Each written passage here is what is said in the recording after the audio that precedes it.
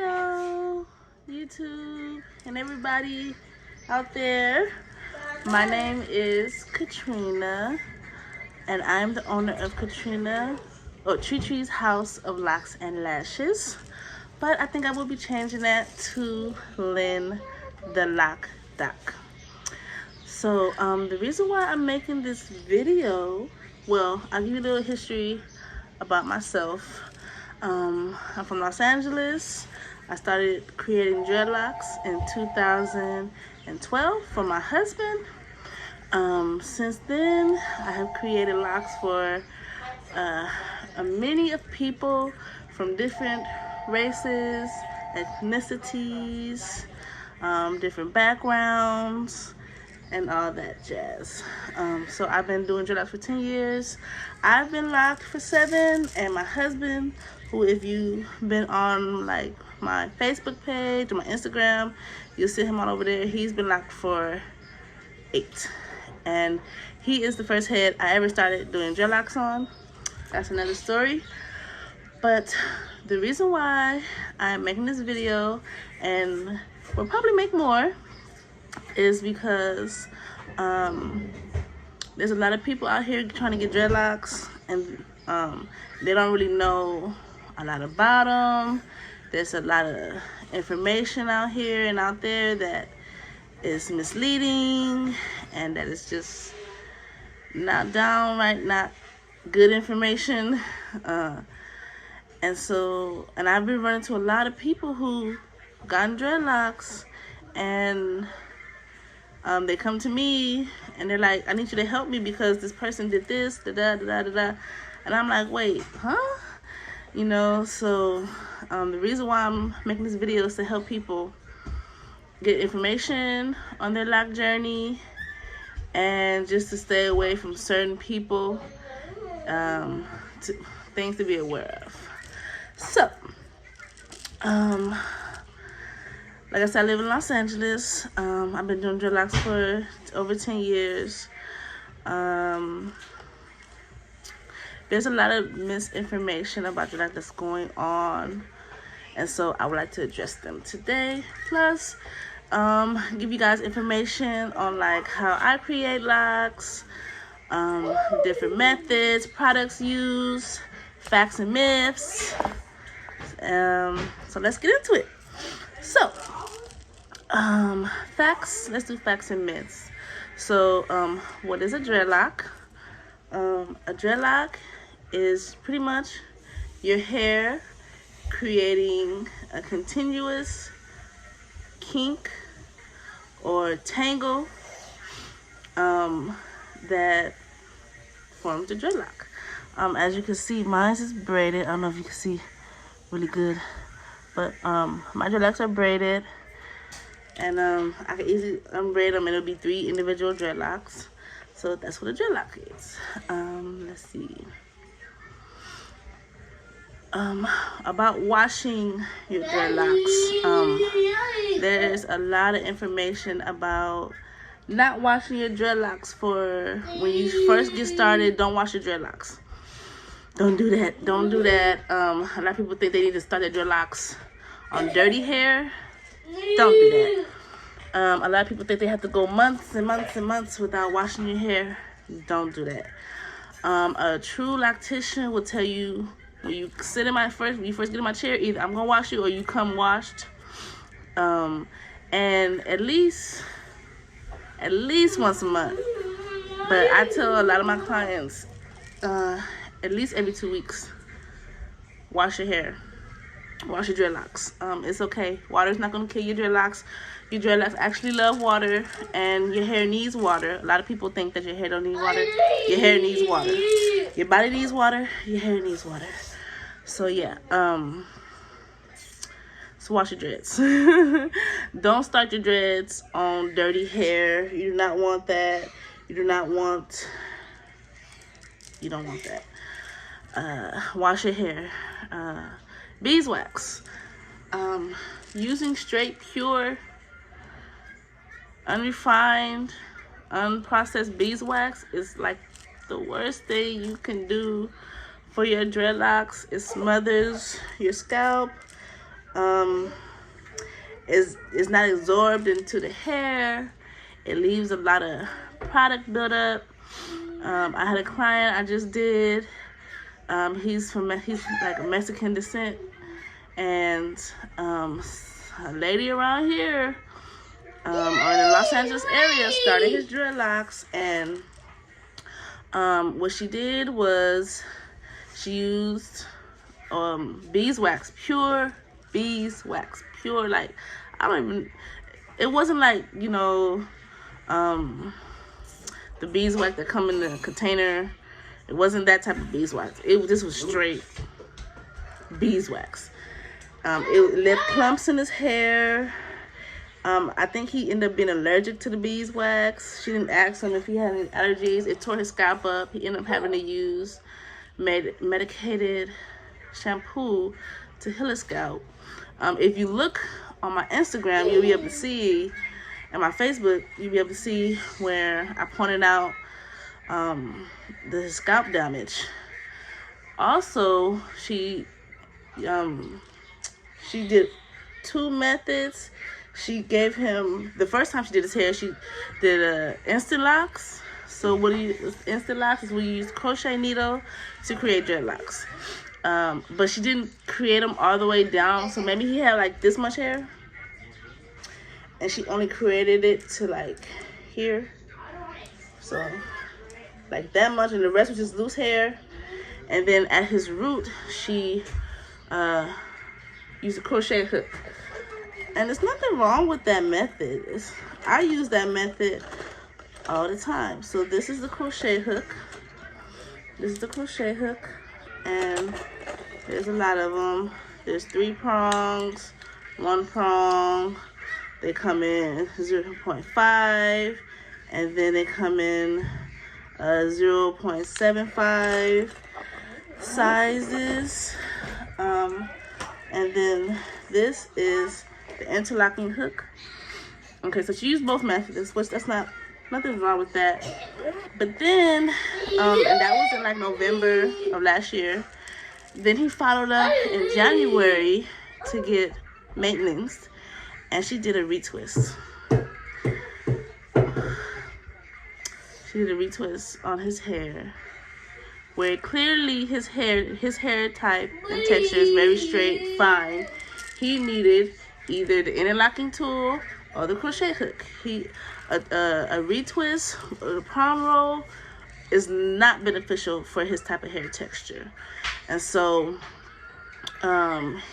she did it, and then he was like, it unraveled like 2 days later. And so he ended up calling me, and I pretty much used the same method she just did. I just cleaned up the rest of his dreadlock, blended his ends, and cleaned up his scalp.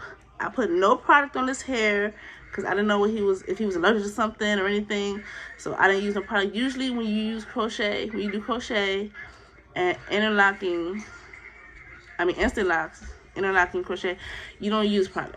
If somebody's using product while you're interlocking, unless my client said, oh yeah, I want you to use product, I'm not using product. You don't need to use product.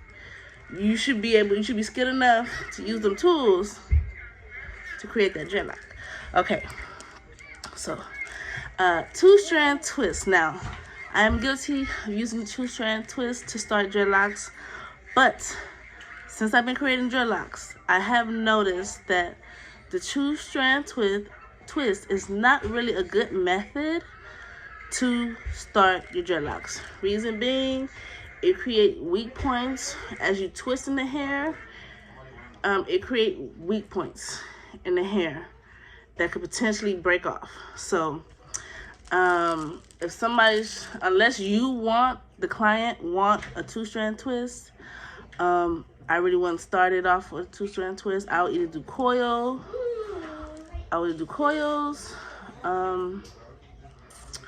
instant locks, or we will start interlocking. As far as dreadlocks in general, to keep your dreadlocks from breaking and snapping and stuff, create a routine. Create a moisturizing routine, a washing routine, and a maintenance routine. and also a protective routine. So that way you have everything covered as far as protection. Wear a bonnet. They have so many dreadlock scarves and things you can throw on your head. As far as like a washing routine, I have used everything from Dawn to one of my favorite right now. Did I take it out? Where'd it go? It's this right here. And it's a really good shampoo. And yeah, so I've been using this one for a few months. But I've also used Dawn. Dawn's good. And there's so many products. So many products. Just use a really good shampoo. You don't want to really condition. Some people use conditioner. Some people don't. I would say do not use conditioner because your dreadlock, once it's formed, it's like a sponge. It's going to hold on to whatever you put on it.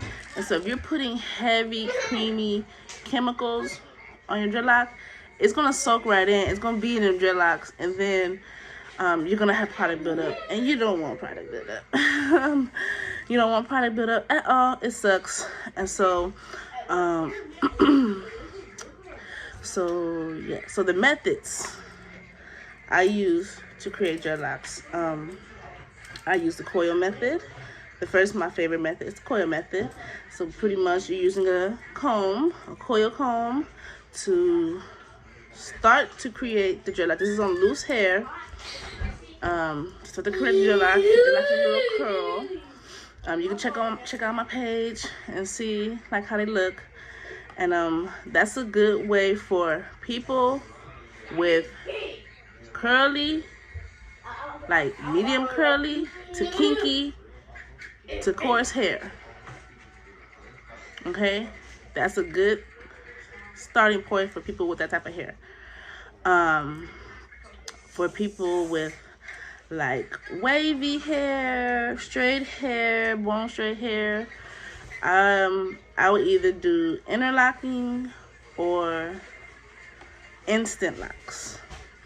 And so with the interlocking, you're using a tool. Again, let me get it for you. Like this. And you can see it has a little hook on the end. And what you're doing is you're creating knots throughout the hair, all the way down from the root, all the way down to create your lock. For the instant locks, you can use one of these bad boys. So these are for instant locks, and what you're doing is you're using these tools to create dreadlocks from your root all the way down to the ends. And with this, it creates a more natural looking dreadlock. I think with this, you can see the knots. With the clients that I usually interlock, the hair doesn't really lock. It more is like it knots. Like it's not like this, but it's more like this. And you can see the pattern of the dreadlock that's created. It's just depends on the method. People that usually get interlocking are people that are like athletes and people that do a lot of running and sweating and don't want their hair to really get messed up so much, and that do a lot of not skateboarding. The surfing and in the water and stuff like that.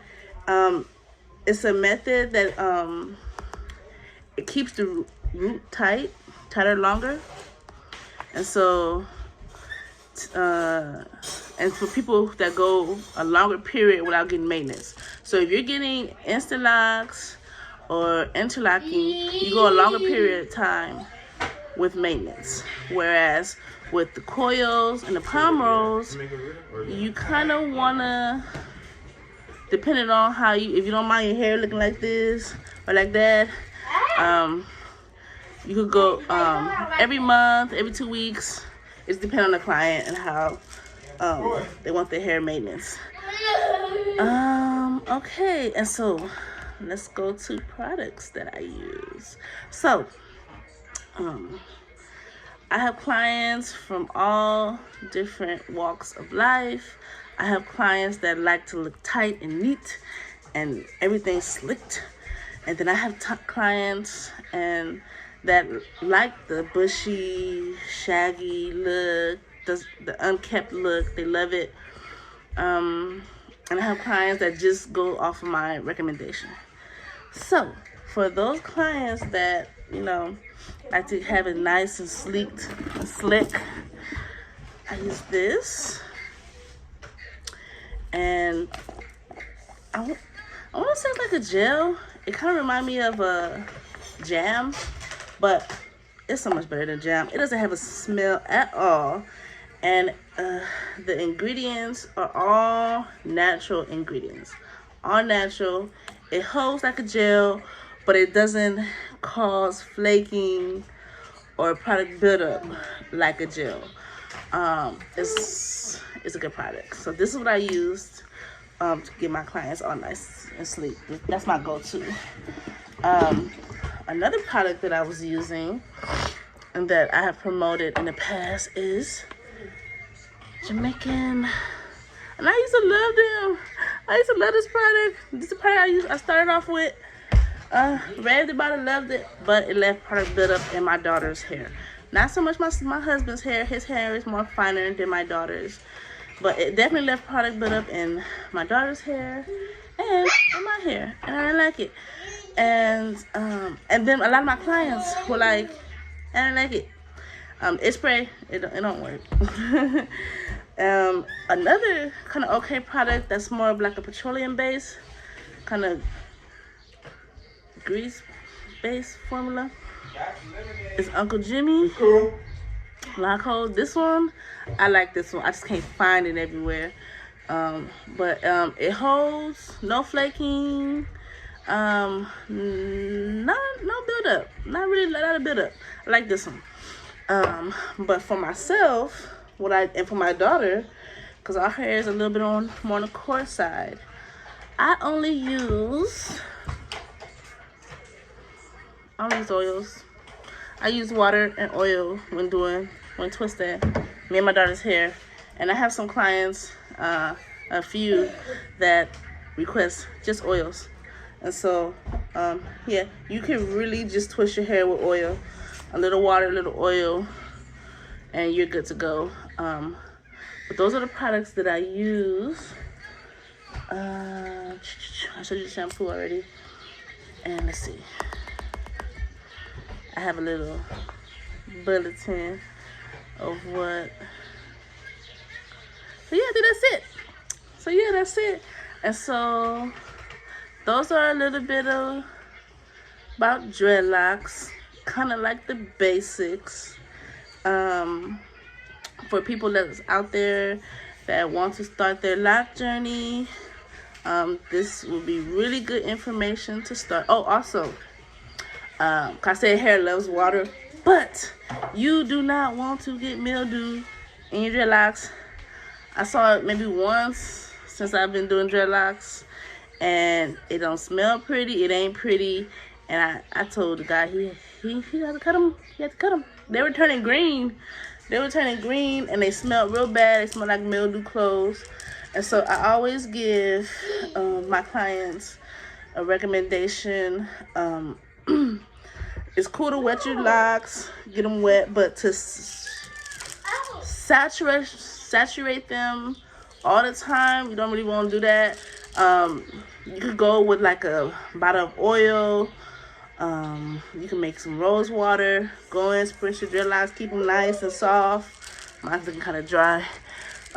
Keep them soft, but if you're the type of person that is in the water all the time, make sure them dreads is dry, because you will get mold on your dreadlocks. They will become mildew, and you're not going to be happy. Alright, y'all. Well, that's it for today. I hope this helps with everybody out there with the lock journey, if you need help with the lock journey, you can always hit me up on my Instagram, on my Facebook. I'll leave my phone number in the description. You can hit me up on YouTube. And I'm here if you need me. Blessings. Peace.